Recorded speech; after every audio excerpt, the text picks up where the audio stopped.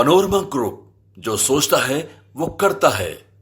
आज का दिन विशेष रूप से हर्ष का है, इसलिए कि सब जानते हैं कि साल भर पहले आज ही के दिन हम लोगों ने चांद पर अपने वैज्ञानिकों की सफलता का परचम लहराने में सफल हुए थे और एक मिशन जिसकी शुरुआत लगभग 2 दशक 20-21 साल पहले, जब 21वीं सदी का प्रारंभ ही हो रहा था, उसी वक्त इस मिशन की शुरुआत की गई थी।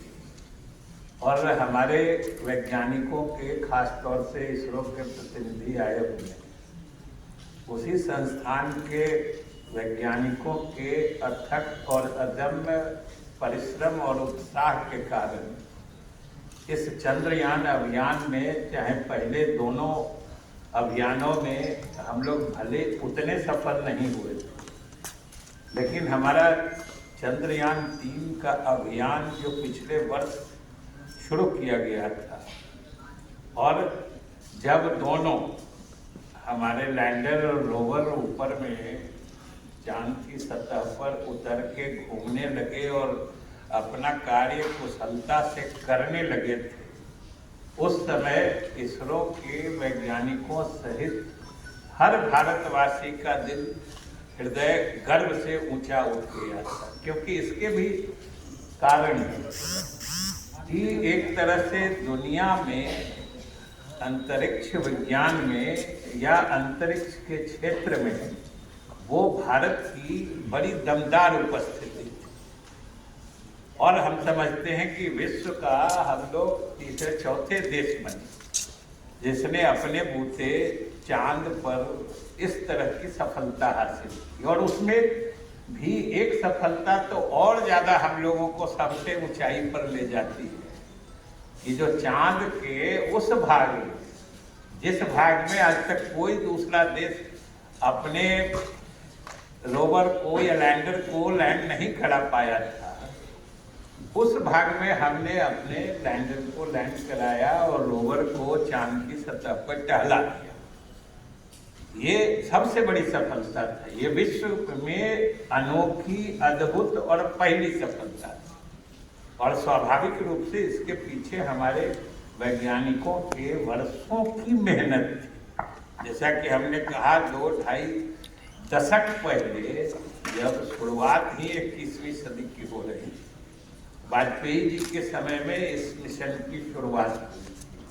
और आप सब लोग जानते हैं कि जब आज हम राष्ट्रीय अंतरिक्ष दिवस मना रहे हैं, अपने चंद्र अभियान की सफलता मना रहे हैं, जो इंडियन मून मिशन की शुरुआत की गई थी इसरो के द्वारा, उसके सफलता के एक आयाम को सेलिब्रेट कर रहे हैं, तो हम उन 2 संस्थानों को भी स्मरण किए बिना नहीं रह सकते जिनकी पहल पर इसरो ने ये अभियान शुरू किया था। एक तो सब लोग जानते हैं, जो इंडियन एकेडमी ऑफ साइंसेस है बेंगलोर का, जिनका सुझाव आया था, जो वार्षिक इनका कॉन्फ्रेंस होता है, उसमें सुझाव आया था। और दूसरी तरफ एस्ट्रोनॉमिकल सोसाइटी ऑफ इंडिया जो है, जो हैदराबाद में उस्मानिया यूनिवर्सिटी में चलता है, उन लोगों की भी इच्छा से उस समय दोनों के मिले जुले प्रयास से इसरो में उस समय इस अभियान की शुरुआत हुई।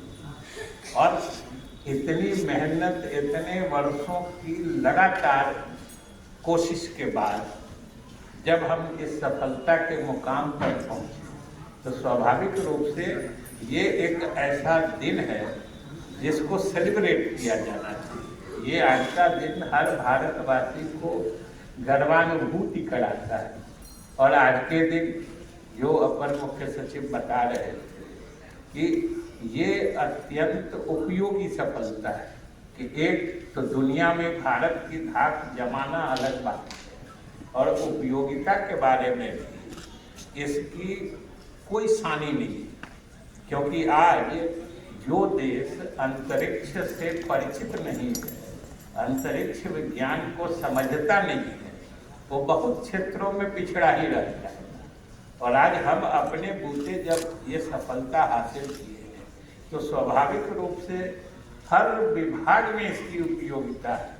और विशेष रूप से तो हम लोग तो जल संसाधन विभाग से जुड़े हैं तो विशेष रूप से भाग्यशाली समझते हैं। और वैसे भी जल संसाधन विभाग को इस विज्ञान या इस क्षेत्र से सीधा वास्ता पड़ता है कि चाहे फ्लड फॉरकास्टिंग की बात हो या रिवर मैनेजमेंट की बात हो, किसी तरह की बात होती है।